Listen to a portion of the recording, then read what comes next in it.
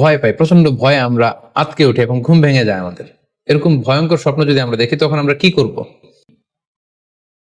এক্ষেত্রে আমরা সহিহ বুখারীর একটি হাদিসকে উল্লেখ করতে পারি, যেখানে আল্লাহ রাসূল সাল্লাল্লাহু আলাইহি ওয়াসাল্লাম ইরশাদ করেছেন, ইযা রাআ আহাদুকুম রুইয়া ইউহিব্বুহা, তোমাদের কেউ যদি কোনো স্বপ্ন দেখে যে স্বপ্নটা সে পছন্দ করে, মানে স্বপ্নটা দেখে he feels good or she feels good, তার ভালো লাগছে, তাহলে বুঝতে হবে ফা ইন্নামা হিয়া মিনাল্লাহ, এই স্বপ্নটা আল্লাহর পক্ষ থেকে, এটা সাধারণ স্বপ্ন নয়, এটা খুবই অর্থবহ স্বপ্ন। তখন সে কি করবে? ফালিয়াহমাদিল্লাহ আলাইহা, সে তখন এই সুন্দর স্বপ্ন দেখার কারণে আল্লাহ শুকরিয়া করবে। ওয়াল ইউহাদ্দিস বিহা, এবং চাইলে সে এই স্বপ্নের কথা মানুষের কাছে বর্ণনা করতে পারে বা শেয়ার করতে পারে। তাহলে সহিহ বুখারীর এই হাদিসের ভাষ্য অনুযায়ী আমরা যেটা বুঝলাম, আমরা যদি ভালো কোনো স্বপ্ন দেখি তাহলে তিনটি কাজ করা যেতে পারে। প্রথমত আল্লাহর প্রশংসা করা, যেহেতু আমি ভালো একটি স্বপ্ন দেখেছি, আল্লাহ শুকরিয়া বা প্রশংসা আমরা করতে পারি। দ্বিতীয়ত চাইলে সুসংবাদ হিসেবে এই স্বপ্নটা আমি কারোর সাথে শেয়ার করতে পারি। আর ৩ নাম্বার হচ্ছে এমন ব্যক্তিকে আমি শেয়ার করব যে আমাকে ভালোবাসে বা যে আমার শুভাকাঙ্ক্ষী, তা না হলে আমি হিংসার শিকার হতে পারি।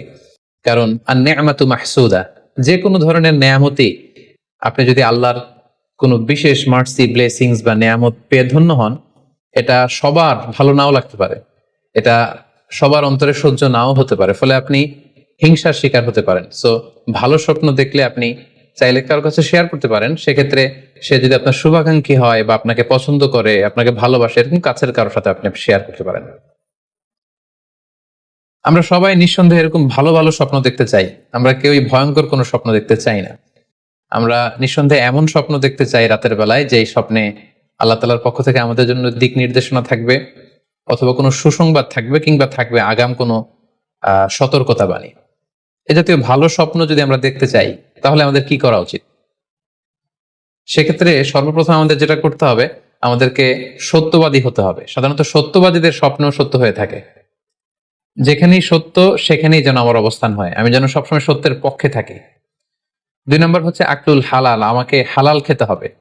যারা হালাল খায় তাদের স্বপ্ন সাধারণত সত্য হয় এবং অর্থবহ স্বপ্ন হয়। পাশাপাশি আল্লাহ তাআলার দেয়া যে আদেশ নিষেধ সেগুলো আমাকে মেনে চলতে হবে। ৪ নম্বরে রাত্রিবেলা আমি যখন ঘুমাবো, আমাকে অজু করে ঘুমাতে হবে। ওয়ায়ানামু আলা তাহারা, পবিত্রতার সাথে যদি কেউ ঘুমায় তাহলে অজু করে ঘুমালে রাতে সে যে স্বপ্ন দেখবে সাধারণত সে স্বপ্নটি সত্য হয়। যদি সম্ভব হয় ক্যাবলামুখী হয়ে শোয়া, ক্যাবলামুখী হয়ে আমরা শুতে পারি।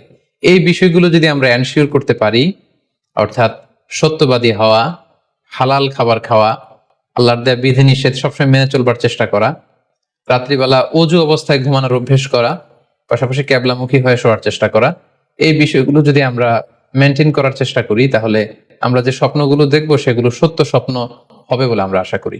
প্রিয় সুধী, এবারে আমরা জানবো স্বপ্নের দ্বিতীয় প্রকারের ব্যাপারে, অর্থাৎ যেটাকে আরবিতে বলা হচ্ছে হল, বা আমরা বলেছি শয়তানি, যেটা শয়তানের পক্ষ থেকে আসে। সেক্ষেত্রে শয়তান এটা সাধারণত মানুষকে ভয় দেখানোর জন্য, ঘুমের মধ্যে তার কোনো অকল্যাণ করার জন্য যে স্বপ্নটা দেখায়, এটা হচ্ছে শয়তানি। সেক্ষেত্রে সহিহ মুসলিমের একটি হাদিসের কথা আমরা এখানে উল্লেখ করতে পারি। সেখানে আল্লাহ রাসূল সাল্লাল্লাহু আলাইহি ওয়াসাল্লাম বলেছেন, আর রুইয়া মিনাল্লাহ, ভালো স্বপ্ন হচ্ছে আল্লাহর পক্ষ থেকে, ওয়াল হুলমু মিনাশ শাইতান, আর খারাপ স্বপ্ন হচ্ছে শয়তানের পক্ষ থেকে।